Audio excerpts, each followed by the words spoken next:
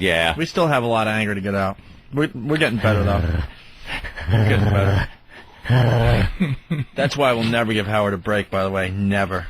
We'll expose him for the hypocrite he is. That's why when you watch that fantasy movie, Private Parts, and you see how he was treated so poorly by management and so poorly by Imus, who there's that scene where he goes up to Imus's dressing room and Imus says "fuck off," and that's the reason why Howard was so bitter toward Imus. What a load of shit that is. Howard did more behind the scenes to fuck with our careers than Imus ever did to him, on the air, off the air, or anything. Ever. Get Ben in here to tell the Tony Berardini story. We were on the red carpet for the MTV Music Awards or the Video Awards? Video Music Awards, yeah. Music Awards, right? Mm-hmm. We had prime location. This was part of our deal, too, because we're like, you guys just don't treat us right, you know? So they give us, the red carpet. We're there. We got our own section while all the rest of the press was in a huge bullpen, right? We're doing interviews. It was in our contract. So, Viacom owned MTV, and our show and Infinity Broadcasting, was putting on the shindig. And we're working for the company that's putting on the fucking MTV Music Awards. So we're done with our show, and we got tickets for the event. First time I got to go to and the only time, actually, the MTV Video Music Awards. It was amazing, right? Which was definitely cool. And the company that we worked for had a VIP area where you go in, you drink for free, you eat. And it's all the program directors and general managers of these stations that we're on. Right. Up in Boston. Right. So then, and there's the real celebrities are in there, the big guys that you can't just walk around with the common folks. So you're like, holy shit, we're going to get to meet some real shit here. Hobnobbing. And to this day, we get, all starry-eyed for that shit. Cahooting. So we go to the door Opie, and, you better, you better watch Blue there. Is your homeless guy running off? Your homeless guy's wandering around. He's we'll get to him in a second. Yeah. So we go to the door. There's a kind of a bouncer there. We're thinking nothing of it, of this area to get into basically paradise, free foot. We just explained whatever. So I'm I know this. So Anthony, it was me and Anthony. I think Ben and a couple of our guys, tiny little entourage of the Opie and Anthony show. We walk up to the door. I'm like, yep, I'm Opie from the Opie and Anthony show. Feeling good about ourselves. Just had a great broadcast, right? All of a sudden, the guy knew we were coming. Without a doubt. He didn't even have to look twice. He goes, you can't come in here. Yeah. I'm like, what? What do you mean? We work for the Opie and Anthony, Ask somebody. We work for the company. Assuming maybe, the theater that this thing was in, maybe it was one of their guys. He goes, oh, no, I know who you are, and you're not allowed in here. I'm like, what?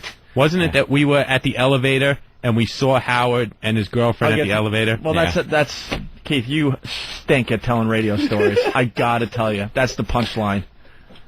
I thought that was before the fact. No, absolutely not. Absolutely not the first time that's happened on this program. With me? Huh? Me? I think we've all done it. All right. Sorry, Keith. You do a lot for the show. I apologize. Okay. And by all, I mean everybody but me. I'm sorry. So wait, You brought the homeless guy in, so I'm sorry. That's right. I'm trying to be nicer. I'm sorry, Keith. So they don't let you in, but no. Listen. So then I go. Ben, I think, knew that Tony Berardini, the GM of BCM, one of our stations, was in there. So I go, I think Ben talked to the guy, could you get Tony Berardini out here? No. They let me go in. They wouldn't let Oh, you actually went in? And the guy held my wallet. It was for 2 seconds you could go in if the guy holds Ben's wallet. It was this big fucking thing. Well, because we weren't allowed in at all. So I'm like, all right, now I remember. So Look how bitter we are. Yeah, I go, still. Yeah, you gotta heal, baby. Dude, this is bullshit. You gotta heal, baby. This is bullshit. Get it out. We were live and love, nigga. We were told we were the heir apparent. When he finally retires, you get the kingdom, and you're our second best show on the whole fucking company. Kiss, kiss, kiss. Mm-hmm. Inclusion. Yeah. So Ben is allowed to go in there because now we're looking for someone to see what the fuck is this about. And you grab Tony Berardini, right? The old GM of BCN. He comes running out like frazzled. Guys, Howard's in there, and he's fucking freaking out, and he's scratching his head. What? He's like, you gonna fuck him up? Dude, like it's the knows? Didn't want us in there. The place was huge. It wasn't like we were in a little studio like this. Dude, the sharks are here. Howard. Dude, so get the barracudas. Barracudas assemble. Dude, it was like a mezzanine level. Yeah, it was Huge. pretty much the whole mezzanine of the place, or half of it. It wasn't even like we were going to bump into each other. Tony comes out, who had a lot of power at Infinity at this point. He looks like a crackhead, man. He's like freaking out. Runs out, dude. Howard's in there. He's freaking out. You guys can't come in. You gotta understand. What level? That pussy did not want us back Freaking there. out on what level? That he did not want us in the same room as him at this big event. It was his fucking time to shine, and us scumbags weren't going to be in the same fucking we room work as for him. the same Same company. But you wasn't looking for no shine. You was kind of just going I'm at the MTV. Look around, right? Dude, that's all. Exactly. That's all. Grab a drink. But this paranoid fuck thinks it's always all about him. Like, we could give a flying fuck he's in there. I want to just go back there and, check it out as a newbie. Go back and see what it's all about. But this paranoid, all about him fuck is like, no. As a newbie and supposedly a very important part of the company. And Mel Karmazin was back there, and he's the head muckety-muck of fucking Viacom at the time.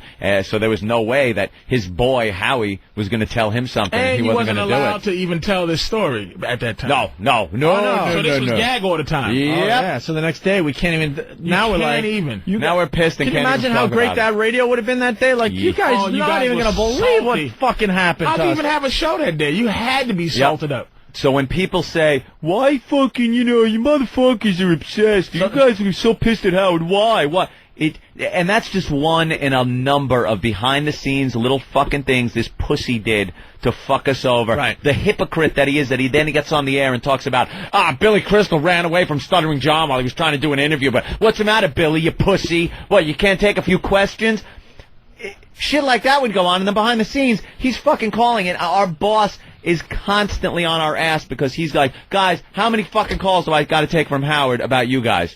Knock it off already. We're like, well, let's knock it off. What the fuck are we doing? All I have to say is January 2nd. Yeah, good. Have fun. Coming back from skiing very early to take a meeting where we thought we were going to get fired. Yeah, coming back from our Christmas vacation to meet with Mel Karmazin because we thought we were being fired because we was talking about Howard. Because we talked about Howard and his stupid daughter. And his daughter and her fucking problem. At the time. So then we're outside this room, and Tony is freaking out like, dude, he's...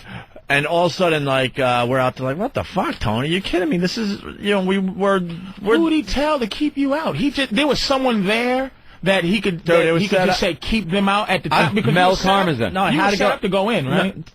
Yeah, we didn't think anything of it. We're like, so Mel was there for him to be said, look, I don't want to... Dude, the bouncer knew, so it obviously was a whole thing. That the word was said before we... I would love to name names. I would assume it was a Mel thing. Mel Karmazin. That, because Howard talked to Mel and said... Howard went to Mel and said, those motherfuckers don't come in here. And Mel said, you're my boy. Right. So, all right. So then we're standing outside the room, right? Dude, we're standing outside the room with Tony, and he's just freaking out because he knows, like, we're just dicks, and we're just gonna say something, and we're either gonna try to get in the room or we'll say something stupid on the air the next day. So he's like, oh God, I don't need these problems, blah blah blah. So Howie walks out with his chick, right? And now Tony is begging me, going, please don't say anything. And I'm like as Howie's going to the elevator, getting to the Keith part. And Tony is actually holding me back, holding my shirt.